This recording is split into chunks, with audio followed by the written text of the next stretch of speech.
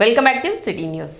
April 13వ తేదీ శ్రీ వాసవి కన్యకా పరమేశ్వరి దేవస్థానం సత్రం కమిటీ జనరల్ బాడీ సమావేశం నిర్వహిస్తున్నట్లు కమిటీ సభ్యులు తెలిపారు. బోస్ రోడ్లోని అమ్మవారి దేవస్థానం ప్రాంగణంలో గల వక్కలగడ్డ రామ్మోహన్ రావు వెంకటరత్నమ్మ కళ్యాణ మండపంలో ఉదయం 11:45 ఈ సమావేశం నిర్వహించడం జరుగుతుందని, సమావేశంలో మార్చి 31 వరకు జమా ఖర్చులను పరిశీలించి ఆమోదించుట, రానున్న కాలానికి సంబంధించి నూతన పాలకవర్గంపై చర్చించుట, వెండి రథం తయారు చేయించడం వంటి అంశాలను సమావేశంలో చర్చించడం జరుగుతుందని, ఈ సమావేశానికి సభ్యులు తరలి రావాలని శుక్రవారం ఏర్పాటు చేసిన విలేకరుల సమావేశంలో కమిటీ సభ్యులు విజ్ఞప్తి చేశారు.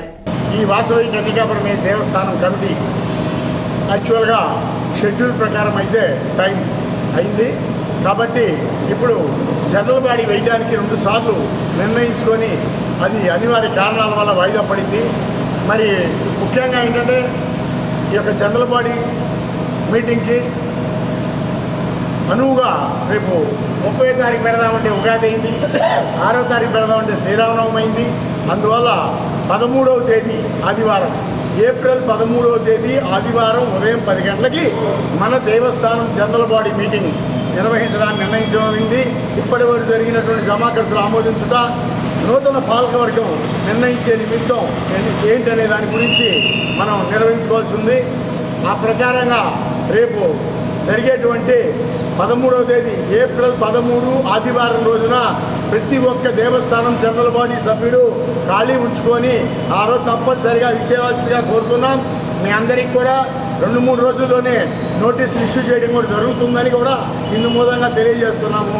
దేవస్థానం వారు ఏర్పాటు చేస్తున్నారు అని చెప్పని కొంతమంది వ్యక్తులు ఈ జనరల్ బాడీ కోసం దుష్ప్రచారం చేస్తున్నారు.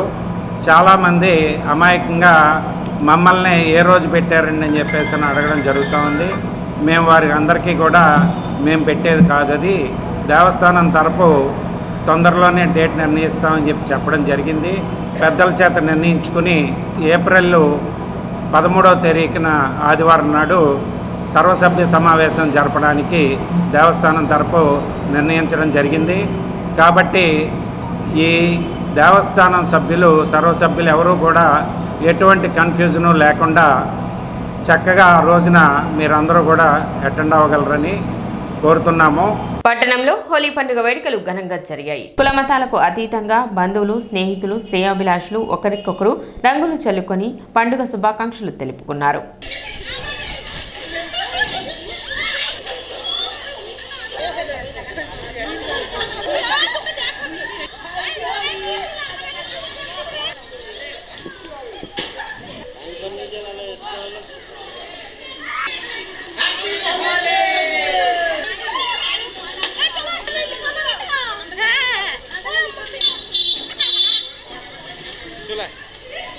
మా బృందావనంలో రాధాకృష్ణది హోలీ ఉత్సవం అంటే మా బెంగాల్లో చైతన్య మహాప్రభులో పుట్టింది రోజు ఇవాళ.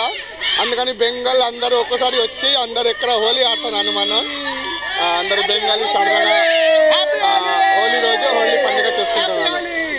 Holi festival all India Holi festival వస్తాయి బస్సు సబ్కి. ఇవాళ బెంగాలీ మొత్తం బెంగాలీ వాళ్ళ ఉన్నాయి కదా,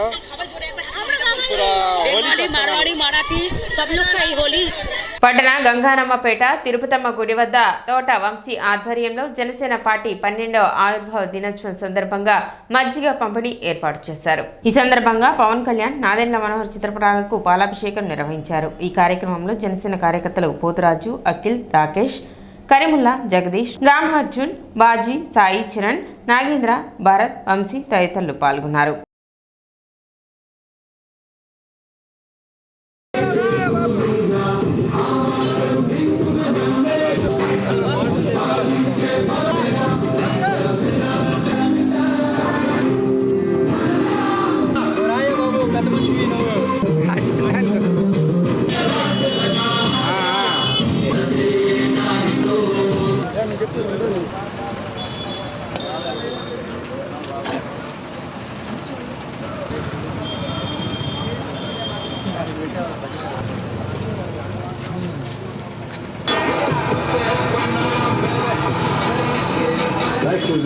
తెనాలి నియోజకవర్గ ప్రజలకు జనసేన 12వ ఆవిర్భావ దినోత్సవ శుభాకాంక్షలు తెలియజేస్తూ మా నాయకుడు ఎమ్మెల్యే మినిస్టర్ నాదెండ్ల మనోహర్ గారి ఆశయాలతో అట్టానే అధినాయకుడు పవన్ కళ్యాణ్ గారి ఉప ముఖ్యమంత్రిగా తన యొక్క ఆశయ సాధనకు మేము సేవ చేస్తూ ఈ పార్టీ తరఫున ఎంతో కృషి చేస్తామని, అట్టానే రాబోయే మున్సిపల్ ఎన్నికల్లో దేశంలోనే 21% సీట్లు తెప్పించి 100% స్ట్రైక్ రేటుగా ఉన్నదాన్ని రేపు మున్సిపాలిటీల్లో అట్టానే జెడ్పీటీసీ ఎంపీటీసీల్లో కూడా మా యువత అలాగే పాల్గొని ఆ రిజల్ట్ని అట్టానే దానికి డబల్ తీసుకొస్తామని చెప్పి ఈ విధంగా తెలియజేస్తూ తెనాలి నియోజకవర్గ ప్రజలు అట్టానే మన ఆంధ్రప్రదేశ్ రాష్ట్ర నియోజకవర్గ ప్రజలు, జనసేనకి యువత, వీర మహిళలు అందరూ తన వంతుగా ఇవాళ ఎంతో ఉత్సాహంగా ఈ సేవా కార్యక్రమాలు చేస్తున్నాము. తెనాలి పట్టణం గంగానంపేట 36వ వార్డులో పేద జనసేన పార్టీ ఆవిర్భావ దినోత్సవ సందర్భంగా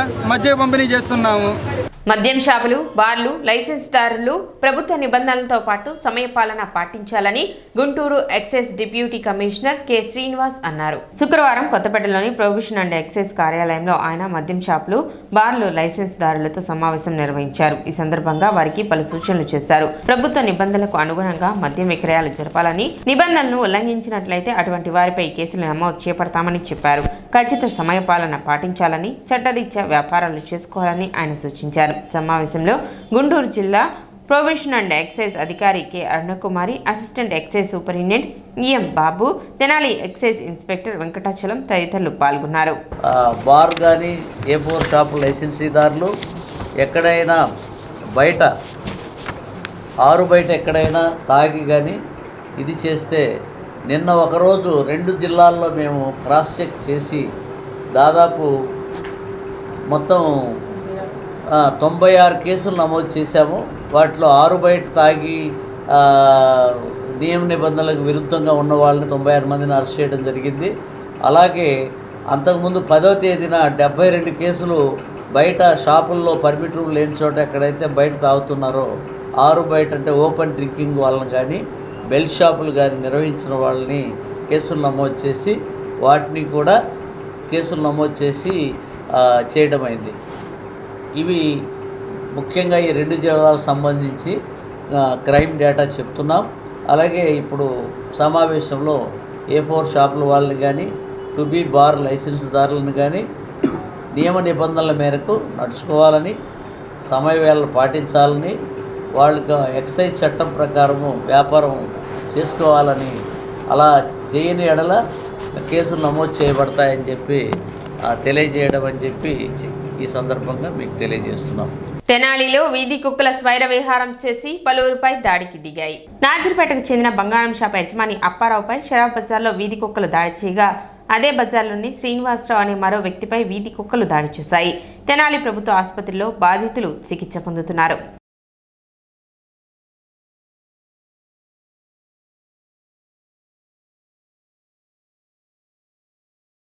శ్రీ శివలింగేశ్వర స్వామి భక్త బృందం సేవా సమితి నిస్సహాయ మృతదేహాలకు అందిస్తున్న సేవలు అందరికీ ఆదర్శంగా నిలుస్తాయి. పట్టణ నాజర్పేట సంకావారి కోట్ల బజార్లో నూతలపాటి సుబ్రహ్మణ్యం అనే 74 ఏళ్ల వృద్ధుడు కొన్నాళ్లుగా ఒంటరిగా అద్దెకు ఉంటున్నాడు. ఈ క్రమంలో కొద్ది రోజులు అతను బయట కనపడకపోవడం, ఇంటి నుండి దుర్వాసన రావడంతో చుట్టుపక్కల వారు 1 టౌన్ పోలీసులకు సమాచారం అందించడంతో సంఘటనా స్థలానికి చేరుకున్న ఎస్ఐ సుబ్బారావు ఇంటి లోపలికి వెళ్లి పరిశీలించగా బాత్రూమ్ డోర్ వేసుకుని సుబ్రహ్మణ్యం మృతి చెంది ఉండటాన్ని గమనించారు. ఇంటిని పరిశీలించగా అతను పురావస్తు శాఖలో పనిచేసి రిటైర్ అయ్యారని, ఆధార్ కార్డులో నెల్లూరు వాసిగా చిరునామా ఉందని ఎస్ఐ సుబ్బారావు తెలిపారు. మృతునికి ఎవరూ లేకపోవడంతో ఎస్ఐ సుబ్బారావు శ్రీ శివలింగేశ్వర స్వామి భక్త బృందం సేవా సమితి అధ్యక్షులు కుర్రా శ్రీనుని సంప్రదించగా తక్షణమే స్పందించి మృతదేహాన్ని తెనాలి జిల్లా ప్రభుత్వ వైద్యశాల మార్చురీకి తరలించారు. ఈ సందర్భంగా శ్రీ శివలింగేశ్వర స్వామి భక్త బృందం సేవా సమితి చేస్తున్న సేవలను పలువురు అభినందించారు. కార్యక్రమంలో తిరుమలశెట్టి శ్రీనివాసరావు, అక్కల రమేష్, పోతురాజు, శివప్రసాద్ సేవా సమితి సభ్యులు పాల్గొన్నారు. 13వ తారీఖు సాయంత్రము మనకు 112 కాల్ వచ్చింది. ఇక్కడ చుట్టుపక్కల కృష్ణమూర్తి గారిని కాల్ చేశారు. పైన ఒక అతను ఎవరో చనిపోయి ఉన్నాడు సార్, వాసన వస్తుందని. దాని మీద మేము రాత్రి వచ్చేసి ఇక్కడ చూస్తే ఆ లోపల లాక్ అన్ని తాళాలు వేసుకుని ఉన్నారు. బాత్రూంలో చనిపోయి ఉన్నాడు ఆయన. రిటైర్డ్ ఎంప్లాయీ ఆయన, వయసు సుమారుగా 74 సంవత్సరాలు ఉంటాయి. ఈరోజు ఉదయము శివలింగేశ్వర స్వామి వాళ్ళ ట్రస్టు మన కుర్రా శ్రీను గారు వాళ్ళ బృందంతో వచ్చేసి వాళ్ళ సహాయంతో బాడీని మార్చురీకి పంపిస్తూ ఉన్నాం. తర్వాత మా అధికారులు చెప్పుకొని ఫర్దర్గా చర్య తీసుకుంటాం దీనిపైన. ఇది నాజరపేటలో సంకవారికొట్ల బజార్లో జరిగింది. ఇది మొత్తం 5 నెలల నుంచి ఇక్కడ రెంట్కి తీసుకొని ఒక్కడే ఉంటున్నాడు. మాకు తెలిసిన ప్రాథమిక సమాచారం మీద ఇతను ఫ్యామిలీతో డైవర్ట్ అయ్యి సింగిల్గా ఉంటున్నాడని తెలిసింది. రాత్రి 10 గంటల టైంలో 1 టౌన్ ఎస్ఐ గారు ఫోన్ ద్వారా తెలిపారండి. నాదర్పేటలో సంకావారి వీధి నందు 2వ అంతస్తులో ఒక అతను సుమారుగా ఒక 74 ఏళ్ల వయసు గల నూతలపాటి సుబ్రహ్మణ్యం గారని అతను చనిపోయినట్టుగా మరి పోలీసు వారికి ఇంటిమేషన్ తెలిసింది. మరి అతనికి వాళ్ళు విచారించినాక అతనికి ఎవరు లేనందువలన దరిదాపులుగా 4-5 రోజులు అయిపోయింది. కొన్ని వేల పురుగులు అతని బాడీ నిండా కూడా పట్టుకొని ఉన్నాయి. మరి అటువంటి బాడీని సేవ చేయడానికి వచ్చిన మరి గుంటూరు నుంచి వచ్చాడు మరి అమ్మాశ్రమం నుంచి మరి రమేష్ గారు, అలాగే ప్రసాద్, మరి పోతురాజు, మరి అది వీళ్ళందరూ సహాయ సహకారంతో ఈ రోజున మరి ఆ అంతస్తు నుంచి ఆ బాడీని దింపడం అనేది మరి చేయడం జరిగింది. ముఖ్యంగా మేము ఈ సేవలని చేయడానికి మా ఆశీస్సులు రావడానికి కారణం స్వామి జ్ఞానప్రసన్న గారు ఇచ్చే ఆశీస్సుల ద్వారా మరి గుంటూరు పట్టణానికి చెందిన స్వామి జ్ఞానప్రసన్న గారు గత 7 సంవత్సరాల క్రితంగా ఇటువంటి పనులు సేవా కార్యక్రమాన్ని మమ్మల్ని చేయమని చెప్పేసి పిలుపునిచ్చారు. జనసేన పార్టీ 12వ ఆవిర్భావ దినోత్సవం సందర్భంగా తెనాలి ఆర్కే సెంటర్ నుండి పిఠాపురానికి కార్యకర్తలు తరలి వెళ్లారు. పార్టీ అధికారంలోకి వచ్చిన తర్వాత జరుగుతున్న మొదటి ఆవిర్భావ దినోత్సవం కావడంతో పార్టీ శ్రేణులు భారీ సంఖ్యలో తరలి వెళ్లారు. ఈ కార్యక్రమంలో చదలవాడ వేణు, శివ, వల్లి, పున్నారావు, వంశీ, రవి, గౌడ్, నాగు, బాలాజీ, వీరయ్య మరియు జనసేన కార్యకర్తలు తరలి వెళ్లారు. పవన్ కళ్యాణ్ గారి నాయకత్వం. జై జనసేన, జై జనసేన, జై.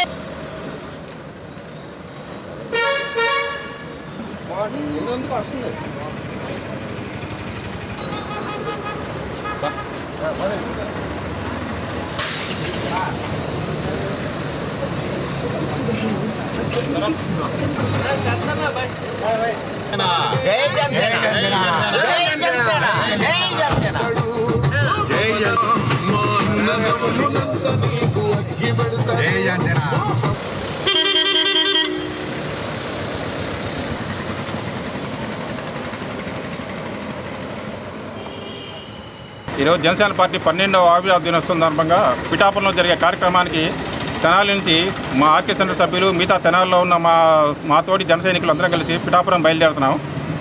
ఈరోజు ఇంతకుముందు ఉన్న ఆవిర్భావ సభలకి ఇప్పుడున్న సభలకి చాలా తేడా ఏంటంటే, అంతకుముందు జరిగిన సభలు ఈ సభకి ఏంటంటే అధికారంలోకి జరుగుతున్న మొట్టమొదటి సభ. ఈ సందర్భంగా ప్రపంచవ్యాప్తంగా ఉన్న పవన్ కళ్యాణ్ అభిమానులు, జనసేన పార్టీ కార్యకర్తలు, నాయకులు అందరూ ఆయన ఏం చెప్తారా, ఆయన ఏ దిశానిర్దేశం కార్యకర్తలు ఏం చేస్తారని అందరూ ఎదురు చూస్తున్నాము. అవి వినడానికి మేమంతా తెనాలి నుంచి బయలుదేరి పిఠాపురం వెళ్తున్నాము.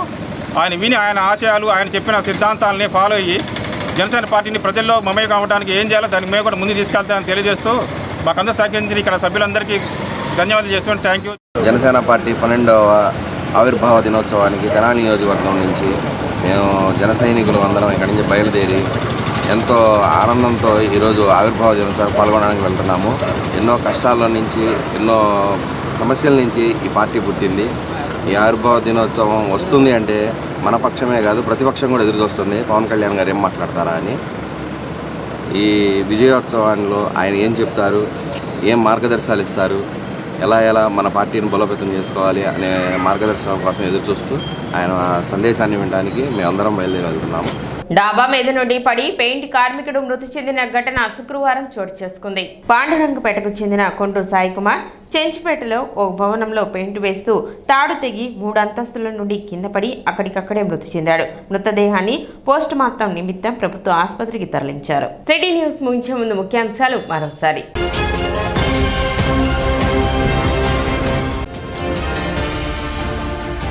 శుక్రవారంతో ముగిసిన అష్టోత్తర శతకోటి శ్రీరామనామ పారాయణ మహాయజ్ఞం పూర్ణావతి మహోత్సవాలు.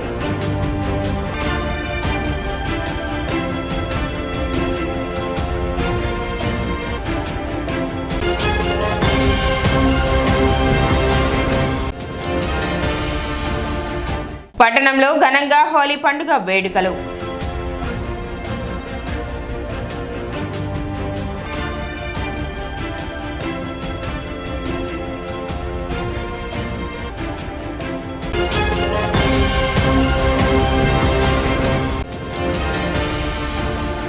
నిబంధనలకు విరుద్ధంగా మద్యం విక్రయాలు జరిపితే చట్టపరమైన చర్యలు ఉంటాయి. Guntur prohibition and excise deputy commissioner Srinivas హెచ్చరిక.